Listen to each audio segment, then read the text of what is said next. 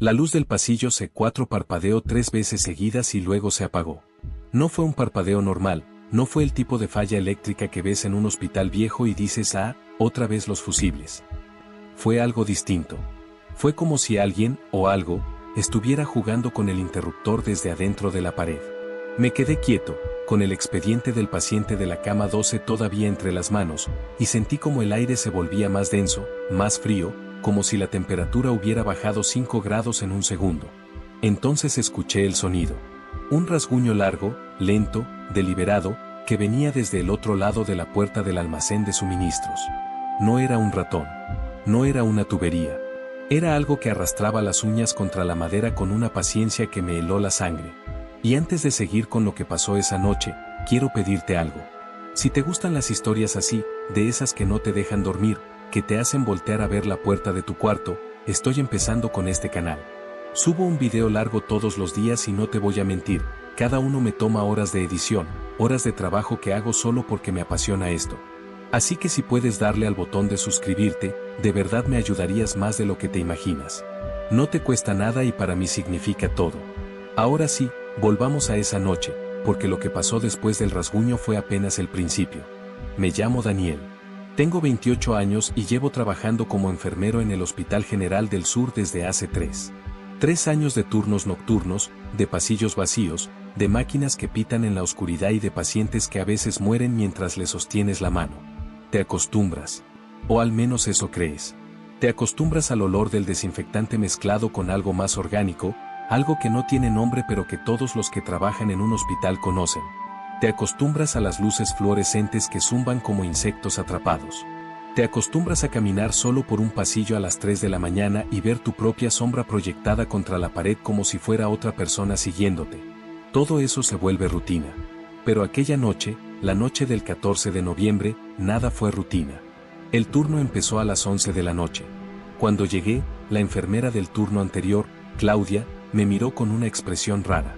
No era cansancio. Era algo más. Tenía los ojos un poco más abiertos de lo normal y se mordía el labio inferior como hacía cuando estaba nerviosa. Me entregó el reporte rápido, casi atropellando las palabras. 16 pacientes en el ala norte, 8 en recuperación, 4 en cuidados intermedios. Todo estable. Pero antes de irse, cuando ya tenía un pie fuera de la estación de enfermería, se detuvo y me dijo algo que en ese momento no entendí. Me dijo, no vayas al sótano. No hay razón para ir al sótano esta noche. Y se fue. Así, sin explicación, sin contexto. Solo eso. El Hospital General del Sur es un edificio viejo. Fue construido en los años 50 y ha sido remodelado tantas veces que hay zonas que ya nadie sabe para qué servían originalmente. Hay pasillos que terminan en paredes de ladrillo sin puerta. Hay cuartos que aparecen en los planos originales pero que nadie ha visto nunca. Y hay un sótano. Un sótano al que, según las reglas no escritas del hospital, nadie baja después de las 10 de la noche. No hay una razón oficial. No hay un memorándum, no hay una política de seguridad. Simplemente nadie lo hace. Y los pocos que preguntan por qué reciben siempre la misma respuesta, porque no hay razón para bajar. Las primeras 2 horas del turno fueron normales. Revisé signos vitales, administré medicamentos, cambié una bolsa de suero en la habitación 7. El señor Domínguez, un hombre de 73 años con insuficiencia cardíaca, estaba despierto como siempre. Nunca dormía. Decía que si cerraba los ojos, alguien se paraba junto a su cama y lo miraba. Los médicos lo atribuían a la medicación, a los efectos secundarios, a la edad. Pero esa noche, cuando entré a tomarle la presión, el señor Domínguez no estaba viendo hacia la puerta como siempre. Estaba viendo hacia el techo. Hacia una esquina específica del techo, la que estaba justo encima de su cabeza. Y cuando me acerqué, sin dejar de mirar hacia arriba, me dijo con una voz que apenas era un susurro, ya llegó. Está arriba. ¿No lo ves? Levanté la mirada. No había nada. Solo el techo blanco con una mancha de humedad en forma de media luna. Le dije que no había nada, que tratara de descansar. Pero cuando salí de su habitación, la luz del pasillo volvió a parpadear. Y esta vez no fueron 3 veces. Fueron 10, 15, 20 parpadeos rápidos, como si alguien estuviera enviando un mensaje en código Morse. Y luego, silencio absoluto. No el silencio normal de un hospital de noche. Un silencio más profundo. Un silencio que se sentía como si alguien hubiera presionado el botón de mute del mundo entero. Caminé hacia la estación de enfermería. Mis zapatos hacían un sonido hueco contra el piso de linóleo que nunca antes había notado. Cada paso resonaba como si el pasillo fuera más largo de lo que debería ser. Cuando llegué a la estación, mi teléfono marcaba la 1:37 de la mañana. El reloj de pared marcaba la 1:37. Pero algo estaba mal. El segundero del reloj de pared no se movía. Estaba congelado en el número 12.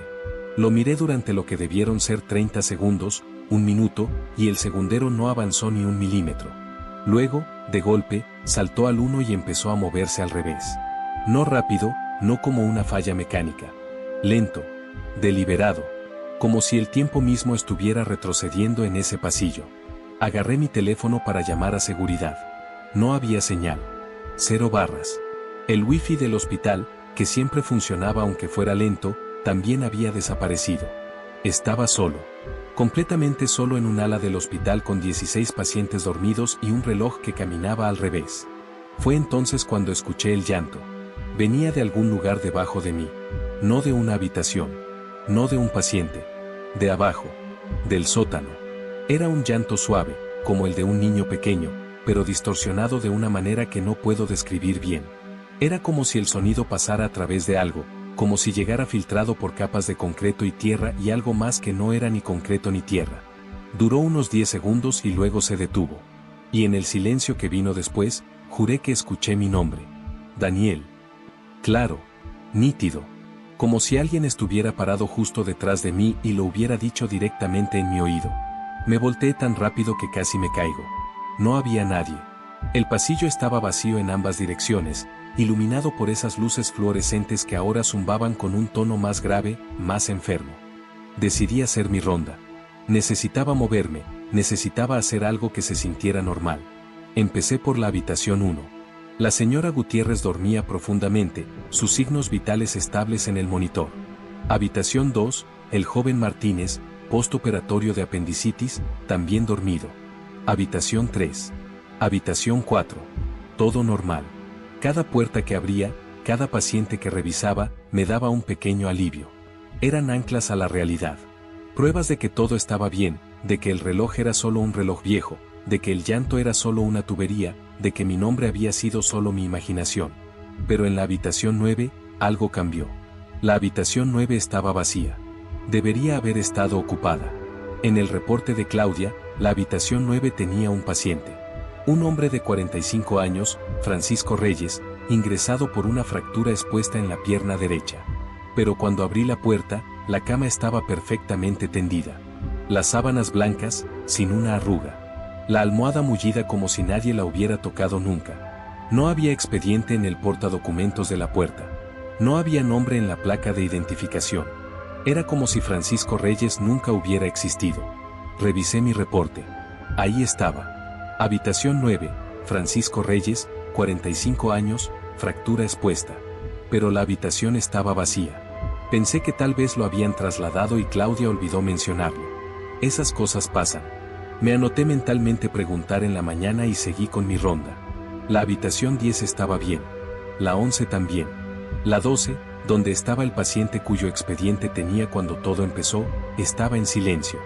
El paciente dormía. 13, 14, 15, todo bien. Llegué a la 16, la última del pasillo, y me detuve frente a la puerta. Había algo escrito en el vidrio de la ventanilla. No con marcador, no con pintura. Estaba escrito con algo que parecía condensación, como cuando escribes con el dedo en un espejo empañado después de ducharte. Decía una sola palabra, baja. Mi estómago se contrajo. Miré a ambos lados del pasillo. Nadie. Toqué el vidrio. Estaba frío.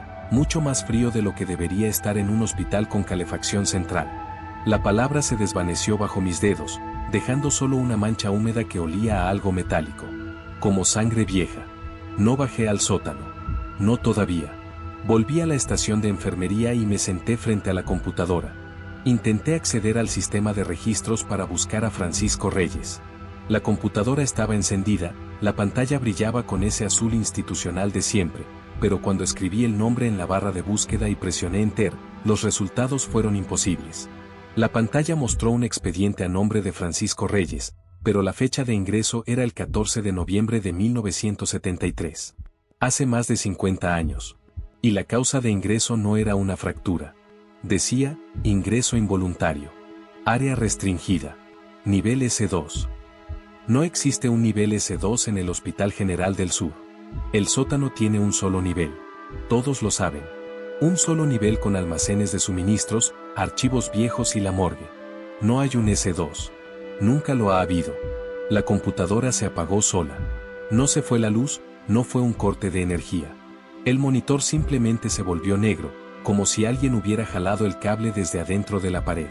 Y en la pantalla negra, por un segundo, vi un reflejo que no era el mío. Era una figura detrás de mí, alta, delgada, con los hombros caídos y la cabeza inclinada en un ángulo que no era natural. Giré la silla tan rápido que la tiré. No había nadie. Pero el aire olía diferente. Olía a formaldehído. A químicos de conservación. A morgue.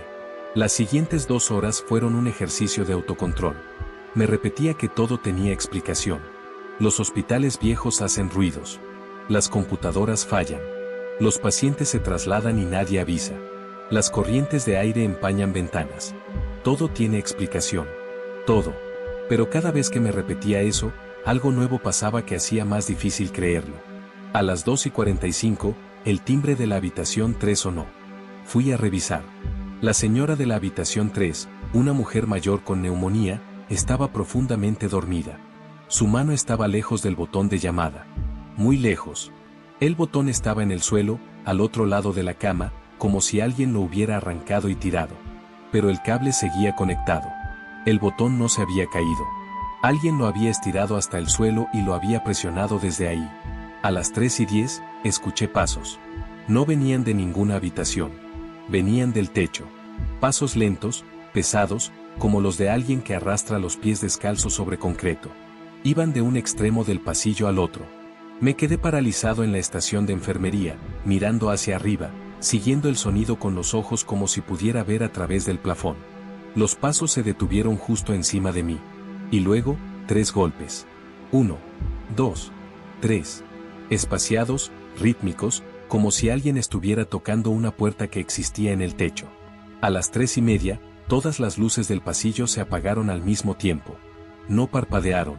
Se apagaron. Un segundo de oscuridad total, absoluta, del tipo de oscuridad que solo existe en lugares sin ventanas, sin luna, sin nada. Y en ese segundo de oscuridad, sentí algo. Una respiración en mi nuca. Tibia. Húmeda. Con un olor dulce y podrido que me hizo cerrar los ojos y apretar los dientes. Las luces volvieron. No había nadie detrás de mí. Pero en el piso, junto a mi pie derecho, había una huella húmeda. Una huella de pie descalzo, más grande que el mío, con los dedos extendidos de una manera antinatural, como si tuviera 6 en lugar de 5. Tomé la decisión a las 4 de la mañana. No fue valentía. Fue desesperación.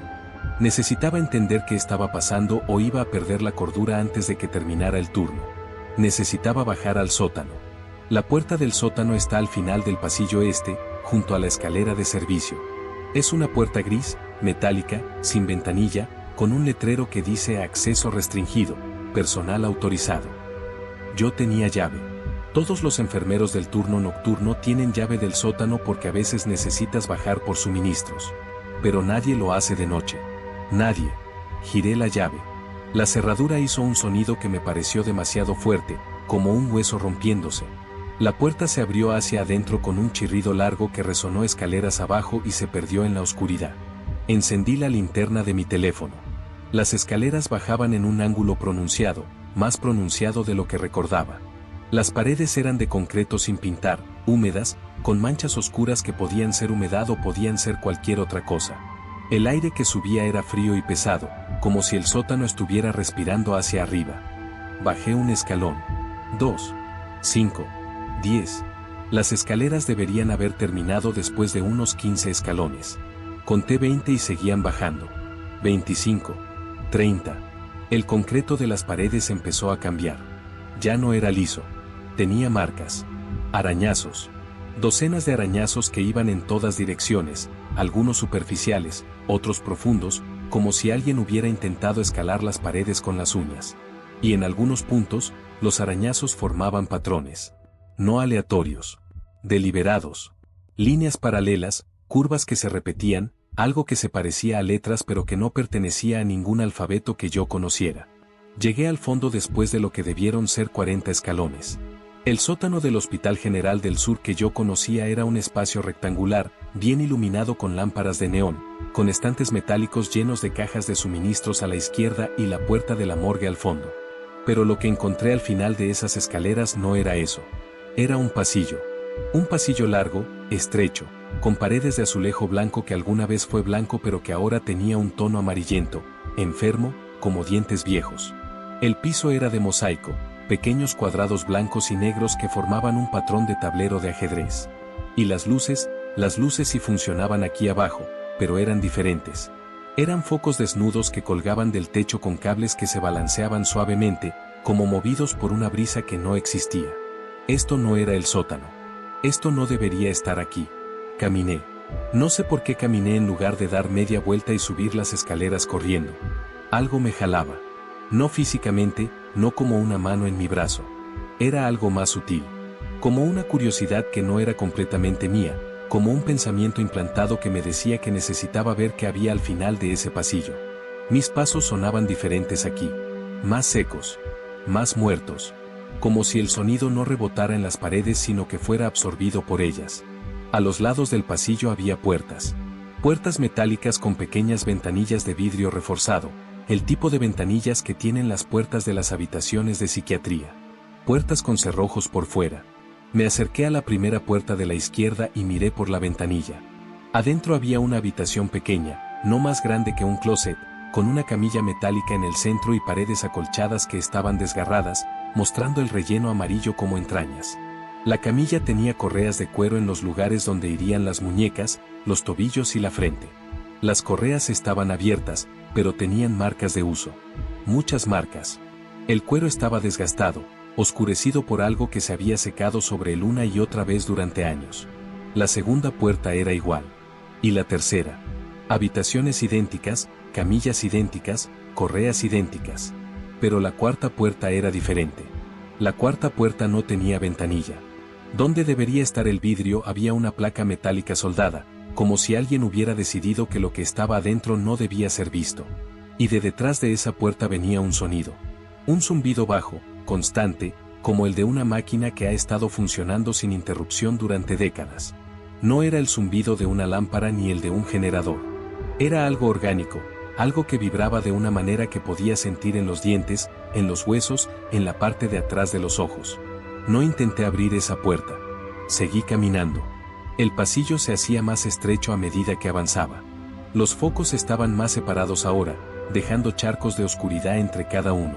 El azulejo de las paredes empezó a mostrar grietas, y de algunas grietas salía un líquido oscuro, espeso, que goteaba lentamente hasta el piso formando pequeños charcos que reflejaban la luz de una manera extraña, casi como si tuvieran profundidad, como si pudiera meter la mano y no tocar el fondo. Entonces vi la placa en la pared. Una placa de metal, oxidada, atornillada al azulejo a la altura de mis ojos.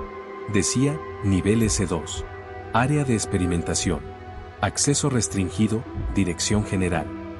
Y debajo, con letras más pequeñas, inaugurado, marzo de 1954. 1954. Este lugar tenía más de 70 años. 70 años escondido debajo de un hospital donde yo trabajaba todas las noches sin saber que existía. El pasillo terminó en una puerta doble. Puertas grandes, del tipo que se abren empujando, como las de un quirófano antiguo. Tenían ventanillas redondas, como los ojos de buey de un barco, y a través de ellas podía ver algo que no procesé de inmediato. Mi cerebro necesitó unos segundos para armar la imagen, como un rompecabezas que se ensambla pieza por pieza. Primero vi las máquinas. Monitores grandes, viejos, con pantallas de tubo que emitían un brillo verdoso. Después vi los cables. Decenas, cientos de cables que iban desde las máquinas hasta algo que estaba en el centro de la sala. Y finalmente vi lo que estaba en el centro. Camas. 6 camas metálicas dispuestas en círculo, con los pies apuntando hacia el centro como los rayos de una rueda. Y en cada cama había una persona. No. En cada cama había lo que alguna vez fue una persona. Cuerpos conectados a las máquinas por tubos y cables que entraban por la nariz, por la boca, por agujeros en el pecho y en los brazos. Cuerpos que no estaban muertos pero que tampoco estaban vivos de ninguna manera que yo pudiera reconocer. Su piel tenía un color grisáceo, ceroso, como la de los cadáveres de la morgue, pero se movía. Subía y bajaba con una respiración lenta, imposiblemente lenta, como si cada inhalación durara un minuto completo. Empujé la puerta. No debía haberlo hecho. Lo supe en el momento en que mis manos tocaron el metal frío y las puertas se dieron con un sonido neumático, como un suspiro. El olor que me golpeó fue indescriptible. No era solo formaldehído. Era formaldehído mezclado con algo orgánico, algo vivo, algo que estaba creciendo y pudriéndose al mismo tiempo. Era el olor de algo que debería haber muerto hace mucho tiempo pero que se negaba a hacerlo. Me acerqué a la primera cama. El cuerpo era el de un hombre. O lo había sido. Su cara estaba hundida, los pómulos prominentes bajo una piel que parecía papel mojado. Los ojos estaban cerrados pero se movían detrás de los párpados, rápido, frenético, como en la fase de sueño REM más intensa que puedas imaginar. Los tubos que entraban por su boca estaban conectados a un tanque metálico debajo de la cama que emitía un burbujeo constante. Y en la muñeca del hombre, atada con un alambre al marco de la cama, había una pulsera de identificación. La misma pulsera de plástico que usamos en el hospital. La misma tipografía. El mismo formato. Leí el nombre. Francisco Reyes. Fecha de ingreso, 14 de noviembre de 1973. El paciente de la habitación 9. El paciente que debería estar arriba, con una fractura en la pierna, el paciente cuya cama encontré vacía. Pero esta no era la misma persona. No podía serlo. Francisco Reyes fue ingresado hace más de 50 años. El hombre que yo tenía en mi reporte tenía 45 años. Las fechas no coincidían. Nada coincidía. A menos que Francisco Reyes no hubiera envejecido en 50 años. A menos que lo que fuera que estaban haciendo en esta sala, lo que sea que esas máquinas estaban haciendo con estos cuerpos, hubiera detenido el tiempo para ellos. Revisé las otras camas. Cada una tenía una pulsera de identificación. Los nombres no me decían nada, pero las fechas sí. 1973, 1968, 1959, 1954. Las fechas correspondían a décadas diferentes, pero los cuerpos se veían iguales. Todos con la misma piel gris, la misma respiración imposible, los mismos ojos moviéndose detrás de los párpados como si estuvieran atrapados en una pesadilla que duraba décadas. Llegué a la sexta cama, la última del círculo. Estaba vacía. Las correas estaban abiertas, los cables desconectados, las sábanas revueltas. Quien estuviera ahí se había ido. Y en la almohada, marcada como un molde, estaba la forma de una cabeza. Reciente. La tela todavía estaba tibia cuando la toqué. El miedo que sentí en ese momento fue diferente a cualquier cosa que hubiera experimentado antes. No fue un susto repentino, no fue un escalofrío que te recorre la espalda. Fue una certeza fría, calculada, que se instaló en mi pecho como un bloque de hielo. Alguien se había levantado de esa cama. Alguien que había estado conectado a esas máquinas, alguien que había estado ahí abajo durante quién sabe cuántos años, se había desconectado y se había ido. Y yo estaba ahí abajo con esa persona. O con lo que fuera esa persona ahora. Me volteé hacia la puerta. Las puertas dobles por las que había entrado estaban cerradas. Estaba seguro de haberlas dejado abiertas. Las empujé. No se movieron. Las empujé con más fuerza. Nada. Estaban trabadas desde afuera. El zumbido de las máquinas cambió. Se hizo más agudo, más insistente, como si las máquinas estuvieran reaccionando a algo. Los monitores de tubo empezaron a mostrar líneas onduladas que se movían cada vez más rápido. Y los cuerpos en las camas empezaron a moverse. No mucho. Los dedos primero. Los dedos de las manos se flexionaron lentamente, cerrándose y abriéndose como los de un recién nacido. Luego las cabezas se giraron. Todas al mismo tiempo, en la misma dirección. Hacia mí. No grites, Daniel. No grites porque si gritas nadie te va a oír y lo único que vas a lograr es que ellos sepan exactamente dónde estás. Eso fue lo que pensé. Eso fue lo que me repetí mientras caminaba hacia atrás, alejándome de las camas, sintiendo la pared fría contra mi espalda. Los ojos seguían cerrados. Los cuerpos no se habían levantado. Solo habían girado la cabeza. Solo eso. Como antenas buscando una señal. Como si me estuvieran rastreando. Busqué otra salida. Tenía que haber otra salida. Las salas subterráneas siempre tienen salidas de emergencia, es parte del código de construcción, aunque este lugar parecía anterior a cualquier código. Moví mi linterna por las paredes. Azulejos, cables, tuberías, una cortina de plástico en la esquina opuesta. Me dirigí hacia la cortina. Detrás había un pasillo más corto, más angosto, con el piso cubierto de algo que crujía bajo mis zapatos. Miré hacia abajo. Eran papeles. Cientos de papeles viejos, amarillentos, esparcidos por el suelo como hojas muertas. Los recogí mientras caminaba, leyendo fragmentos a la luz de mi teléfono. Eran reportes. Reportes médicos, pero no como los que yo conocía.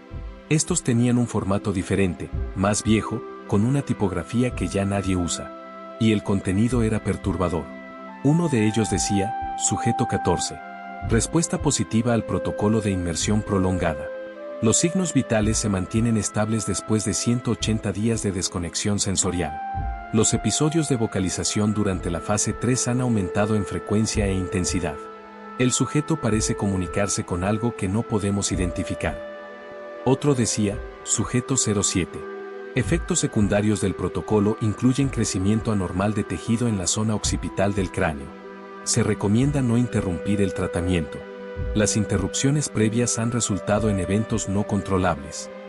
Otro más, con la tinta casi borrada, decía simplemente, lo que trajimos ya no quiere irse. El pasillo detrás de la cortina terminaba en una escalera. Una escalera que subía. Subí los escalones de 2 en 2, sin mirar atrás, sin pensar en nada que no fuera a salir de ahí. La escalera terminó en una puerta que reconocí. Era la puerta del almacén de suministros del sótano normal, el sótano que yo conocía, el de los estantes metálicos y las cajas de guantes y las bolsas de suero. Salí del almacén y subí las escaleras hacia el piso principal. Cerré la puerta del sótano con llave. Mis manos temblaban tanto que tardé 3 intentos en hacer girar la cerradura. Caminé de vuelta a la estación de enfermería. Eran las 4:47 de la mañana. El reloj de pared funcionaba normal. El segundero se movía hacia adelante, como debe ser. Las luces no parpadeaban. El silencio era el silencio normal de un hospital de noche. Todo parecía haber vuelto a la normalidad. Pero yo tenía los papeles. Los reportes que había recogido del suelo del nivel S2 estaban en mi bolsillo, arrugados, reales, tangibles. No los había imaginado. No había imaginado nada de lo que vi ahí abajo. Me senté en la silla de la estación de enfermería y saqué los papeles. Los extendí sobre el escritorio y empecé a leerlos con más cuidado. La mayoría estaban parcialmente destruidos, con manchas que hacían ilegibles párrafos enteros. Pero había uno que estaba casi intacto. Era un memorándum interno, fechado el 7 de septiembre de 1971, dirigido al director del hospital. El texto decía algo que cambió todo lo que yo creía saber sobre ese lugar. El memorándum explicaba que en 1954, durante la construcción del sótano del hospital, los trabajadores encontraron algo. No decía qué. Usaba la palabra anomalía y nada más. La anomalía fue reportada a las autoridades sanitarias, que enviaron un equipo de investigación. El equipo determinó que la anomalía era de naturaleza desconocida y que requería estudio prolongado. Se construyó el nivel S2 alrededor de la anomalía, y se inició un protocolo de investigación clasificado. Los sujetos del protocolo eran pacientes del hospital. Pacientes que, según los registros oficiales, habían fallecido o habían sido dados de alta. Pacientes que en realidad habían sido trasladados al S2 y conectados a las máquinas. Las máquinas no los mantenían vivos. Las máquinas los mantenían cerca de la anomalía. Porque la anomalía se alimentaba de algo que los cuerpos humanos producen cuando están en un estado entre la vida y la muerte. No era electricidad, no era calor. Era algo que el memorándum llamaba emisión subliminal. Y mientras la anomalía fuera alimentada, se quedaba contenida. Se quedaba en el S2. Se quedaba abajo. El memorándum terminaba con una advertencia: si la alimentación se interrumpe, la anomalía buscará sustento en los niveles superiores. La sexta cama estaba vacía. Alguien, o algo, se había desconectado. Levanté la vista de los papeles. El pasillo frente a mí se extendía en ambas direcciones, iluminado por las luces fluorescentes que zumbaban con su sonido habitual. Todo se veía normal. Todo se sentía normal. Excepto por una cosa. La puerta de la habitación 9 estaba abierta. Yo la había cerrado durante mi ronda. Estaba seguro. Cerré todas las puertas, es parte del protocolo. Pero ahora estaba abierta, completamente abierta, y desde donde yo estaba podía ver el interior de la habitación. La cama seguía tendida. Las sábanas seguían blancas. Pero ahora había alguien sentado en la silla junto a la ventana. Una figura que estaba de espaldas a mí, inmóvil, con la cabeza ligeramente inclinada hacia un lado. No podía ver su cara.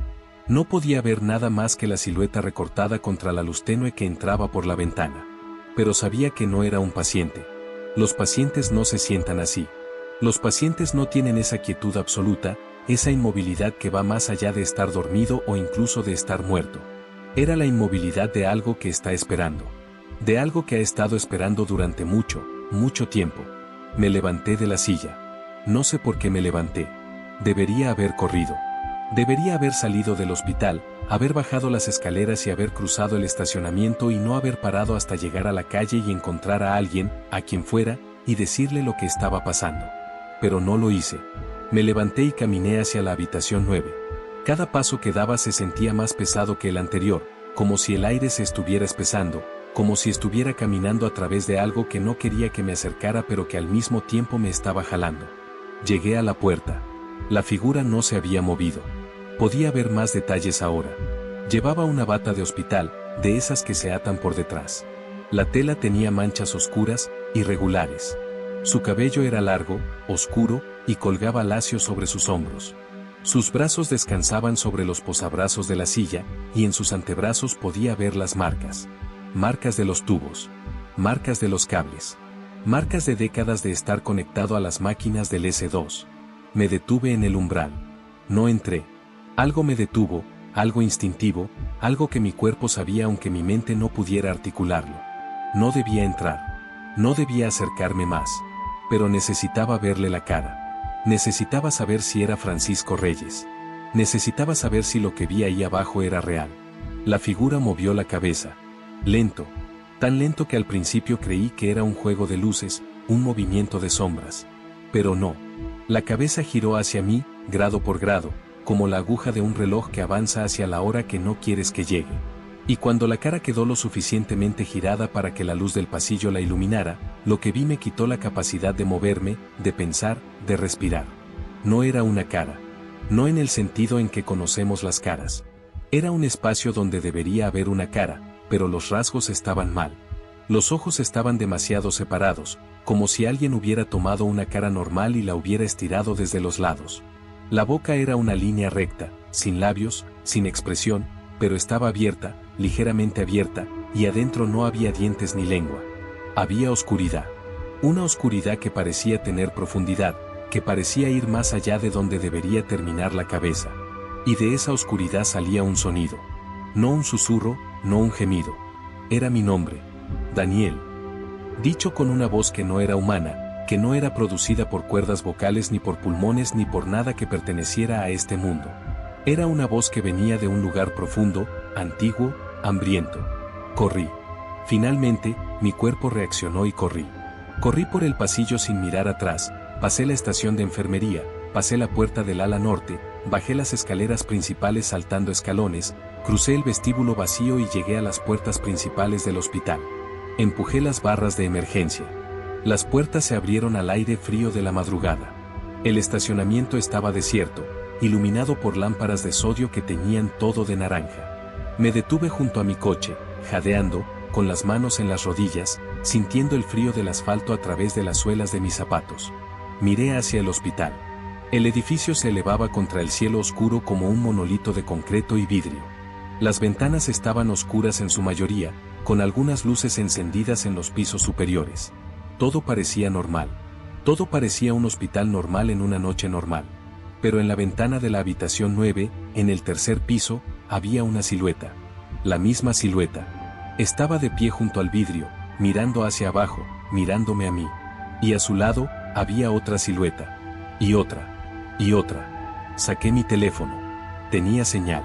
Marqué el número de emergencias del hospital.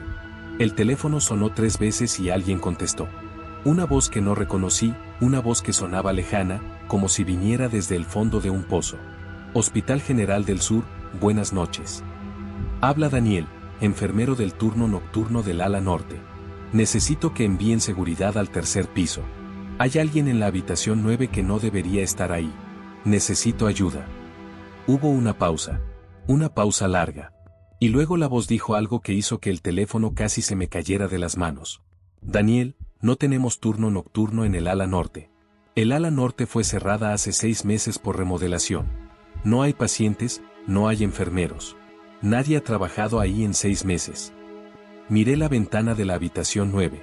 La silueta seguía ahí, pero ahora estaba sonriendo. Podía verlo desde el estacionamiento, a 3 pisos de distancia, en la oscuridad. Podía ver esa línea recta donde debería haber una boca, curvándose hacia arriba en algo que no era una sonrisa sino una parodia de sonrisa, una imitación grotesca hecha por algo que había visto a los humanos sonreír pero no entendía lo que significaba. Subí a mi coche. Encendí el motor. Salí del estacionamiento sin mirar atrás. Conduje hasta mi departamento con el acelerador a fondo, pasándome semáforos en rojo, sin importarme nada que no fuera poner la mayor distancia posible entre el hospital y yo. Llegué a mi departamento a las 5:16 de la mañana. Cerré la puerta con llave. Cerré el cerrojo. Puse la cadena de seguridad. Me senté en el sillón de la sala sin encender las luces y me quedé ahí, mirando la puerta, esperando a que amaneciera. Los papeles del S2 seguían en mi bolsillo. Los saqué y los puse sobre la mesa de centro. Eran la única prueba de que no me estaba volviendo loco. A las 6:43 sonó mi teléfono. Era un número del hospital. Contesté con las manos todavía temblorosas. Era Claudia, la enfermera que me había dado el turno. La enfermera que me dijo que no bajara al sótano. Daniel, necesito que me escuches con cuidado. Necesito que no vuelvas al hospital. Necesito que tires todo lo que hayas sacado de ahí. Y necesito que no le digas a nadie lo que viste. A nadie. Claudia, ¿qué es eso que hay ahí abajo? ¿Qué son esas personas? ¿Qué es lo que está en la habitación 9? No son personas, Daniel. No lo han sido en mucho tiempo. Y lo que está en la habitación 9 no estaba en la habitación 9 hasta que tú bajaste. Tú lo despertaste. Tú abriste la puerta de la sala y la corriente de aire alteró las máquinas y uno de ellos se desconectó. Y ahora está arriba. Y ya sabe tu nombre. ¿Cómo sabes todo esto? Porque yo bajé hace 2 años. Yo también vi las camas. Yo también leí los reportes. Y yo también desperté a uno. El mío me siguió a casa, Daniel. Me siguió a casa y nunca se fue. ¿Qué quieres decir con que nunca se fue? Hubo otra pausa. Más larga esta vez. Y cuando Claudia habló de nuevo, su voz era diferente. Más baja. Más controlada. Como si estuviera leyendo algo que había memorizado. Quiero decir que está aquí ahora mismo. Está detrás de mí, mirando por encima de mi hombro mientras te hablo. Y tiene hambre, Daniel. Siempre tiene hambre. Lo que encontraron debajo del hospital no es algo que se pueda encerrar en un sótano. Es algo que se mete en los espacios que no ves. En los rincones que no revisas. En ese momento entre estar dormido y estar despierto cuando juras que alguien te está observando. Se alimenta de eso. Se alimenta de ti. La llamada se cortó. Me quedé sentado en el sillón. El amanecer empezó a filtrar luz gris por las cortinas. El departamento estaba en silencio. Un silencio normal, el silencio de un lugar donde vive una sola persona y todo está donde debería estar. Pero yo sabía. Sabía con una certeza que iba más allá de la lógica y de la razón. Sabía que cuando la noche cayera de nuevo, algo sería diferente. Algo en las sombras de mi departamento sería más oscuro de lo que debería ser. Algo en el silencio sería más profundo. Algo en el espacio entre el espejo del baño y la pared, en el hueco debajo de la cama, en la oscuridad del closet, estaría esperando. Me levanté del sillón y fui al baño a lavarme la cara. Abrí la llave del agua fría y me incliné sobre el lavamanos. El agua estaba helada. Me la eché en la cara 1, 2, 3 veces. Cuando me enderecé y miré al espejo, vi mi reflejo. Mi cara pálida, mis ojeras profundas, mi cabello desordenado. Todo normal. Todo yo. Pero mi reflejo estaba haciendo algo que yo no estaba haciendo. Estaba sonriendo. Esa línea recta, sin labios, curvada hacia arriba en algo que no era una sonrisa sino una promesa. Una promesa de que lo que empezó en el sótano del Hospital General del Sur no iba a terminar. No iba a terminar nunca. Cerré los ojos. Cuando los abrí, mi reflejo era normal. Era yo. Solo yo. Pero el agua del lavamanos, que debería haber estado corriendo transparente por el caño, tenía un tinte rosado. Y el aire del baño olía a formaldehído. Miré los papeles que seguían sobre la mesa de centro. El último reporte, el que estaba casi intacto, el memorándum de 1971, tenía algo escrito al margen con una letra diferente, más pequeña, más urgente. No lo había notado antes.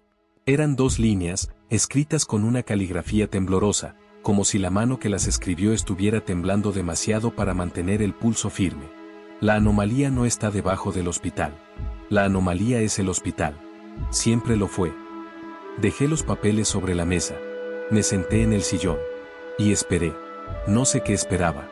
Tal vez esperaba a que alguien tocara mi puerta. Tal vez esperaba a que el sol saliera completamente y la luz borrara todo lo que había visto.